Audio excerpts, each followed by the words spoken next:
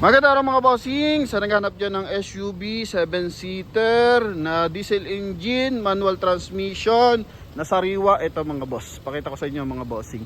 Hindi pa to nahihimas and hindi pa to nadidetailing mga bossing. 2018 Toyota Innova G variant mga boss. Naka chrome yung kanyang door handle.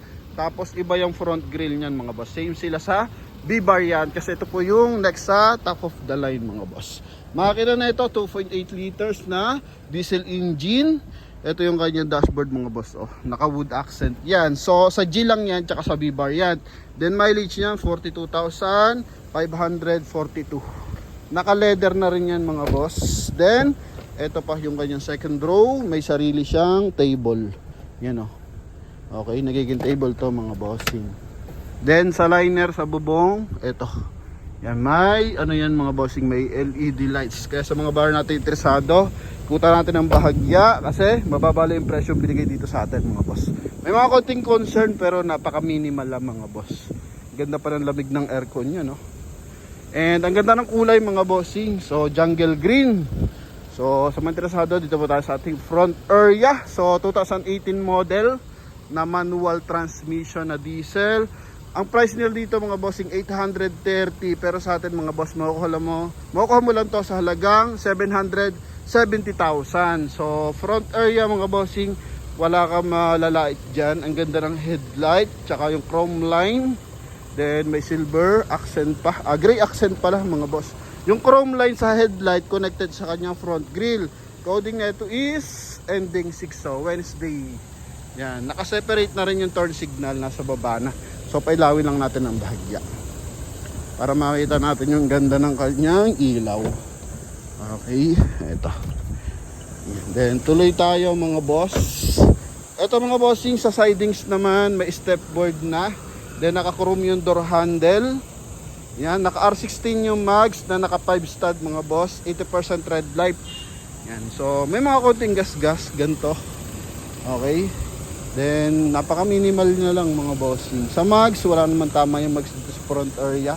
Sa likuran ganun din. Stepboard, presentable ba stepboard. Then ito chrome na. Tatlong available na susi nito mga bossing. Sorry. Then ito mga bossing, naka power fold, naka power adjust yung ating side mirror. Retractable kung tawagan. Ito mga boss. Okay, then yung kabila. Yan. Then dito sa kanyang dashboard mga boss, ito may silver accent. Then yun nga, yung wood accent dito sa kanyang dashboard na mahaba. Then naka-pattern yan sa kanyang steering wheel. Naka-leather din mga boss. Naka 2 din RG system. Okay, then leather din yung ating upuan. Yan. So naka-armrest. And ito, so manual transmission yan mga boss. Okay.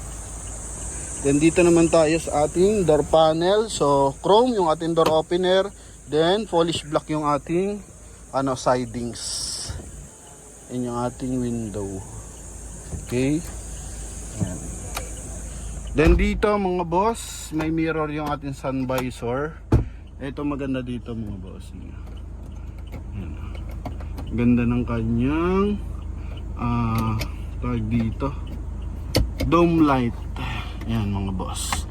May mirror, may ilaw din. Then kompleto sa hand grip. Di pa ito na-detail ng IG mga boss. Oh. Yan. So dito naman sa second row, pakita natin. Kagandahan dito sa Innova G tsaka B variant. So meron siyang mga boss, table. Yan. So once na long drive, syempre kailangan natin yan magkakain sa daan. Yan. Then may armrest din. Okay. Ito, may armrest din mga boss. And ito pa pala mga bossing, yung kanyang ceiling, oh. Yan. Meron din siyang LED lights. Ganda, no? Para ka nasa aeroplano. Then naka-automatic climate control. Pinagkaiba niya lang sa B variant. Yung B variant kasi, kaya mas mabenta yung G variant natin kasi naka-captain seat. So kumbaga minimal lang yung masasakay. Unlike dito, pwede dito tatlo, pwede tatlo sa likuran. So sa captain seat, syempre dalawa lang talaga sa gitna. Okay, then issue, eto mga boss. Okay, yan. Inas-is na yan mga bossing kasi kakapiraso lang naman. Kaya dapat ang presyo pa nila dito 800. So sabi ko sagad na nila. So yun, binigay naman sa atin sa halagang 770 mga boss, no? Kasama yung transfer of ownership mga bossing. Okay, yun o. Ganda ng moisture ng aircon. Ito yung likuran. So dito nga sa loob mga boss, may mga dumi-dumi pa yan mga bossing. Pero tingnan mo naman, as in presentable. May mga konting mancha lang mga boss. Okay, ganda ng kulay, jungle green or army green kung tawagin natin. 2.8 na diesel engine to.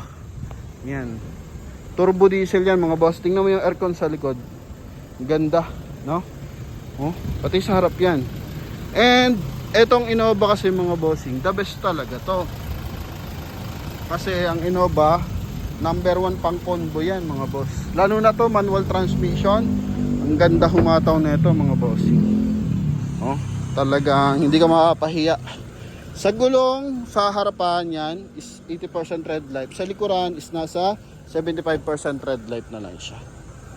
Okay, pero kasama na yun sa discount natin mga boss. Kaya kung interesado kayo for 770,000 mga bossing sa ating Toyota Innova na to, ikaw na makakapag-uwi na ito mga boss. Yan, so pa-detail lang natin, and sa mga interesado mag-reserve, open na to for reservation. And nakita nyo naman yung mga issue mga bossing. Ito, tapos gulong, then yun lang naman pinakamaano dyan mga bossing. Ito lang naman ang pinakamaano dyan mga boss. Medyo marami kasi. Okay, so hindi naman siya tuklap na tuklap mga boss. Then syempre check natin engine bay. Hindi pa linis ang engine bay nito mga boss ha, pero talaga namang makisig lang. Meter cluster ang ganda mga bossing oh.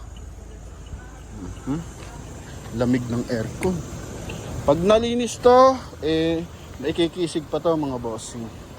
Ito yung engine bay, makita nyo madumi pa. Oh, yan, malikabok lang mga boss. Pero makikita mo dyan, maganda dyan, walang tagas mga bossing, tahimik, pinintunog, walang mga dent mga bossing, no? Yan. Then Motolite Gold ang gamit nating battery. Yan. So possible lang napasukan ng pusa to, oh. Natutulugan ng pusa mga boss. Pero as in presentable, buo yung mga panel. Yan, buo yung mga panel mga boss. Walang putol.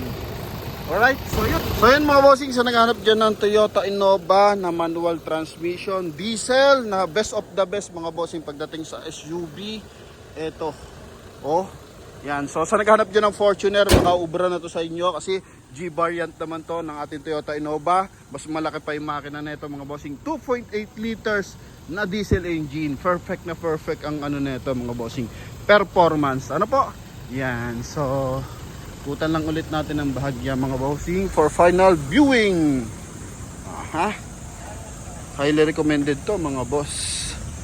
Yan. So dito sa likuran naka 2-eye sensor, baka hindi natin nabanggit. Then yung kanyang tail light presentable rin mga boss. Oh, walang basag yan mga boss. Harap at likod walang basag. Okay? Then naka sharp antenna na rin. Oh. Yan. Yun lang talaga mga bossing, may kapiraso. So tara mga boss, at naghihintay sa ating buyer ng Palisade mga boss. Ito pala mga bossing, add na rin natin. Meron siyang offline navigation, CD type, then cruise control mga boss, meron to. Okay, ay wala palang cruise control, manual transmission to mga bossing. So hands-free connection lang mga boss na para sa ating 2-din audio system mga bossing. Okay, so yan, nagtutubig yan mga boss oh. Ha, yung aircon. So yun, talaga namang maayos na maayos tong ating unit na to. Oy, basina, goods na goods rin. Alright, so yan, tawag na mga bossing. Thank you very much, God bless, bye bye. Hoping makuha nyo yun yung mga dream car dito sa Promote PH mga boss. Thank you.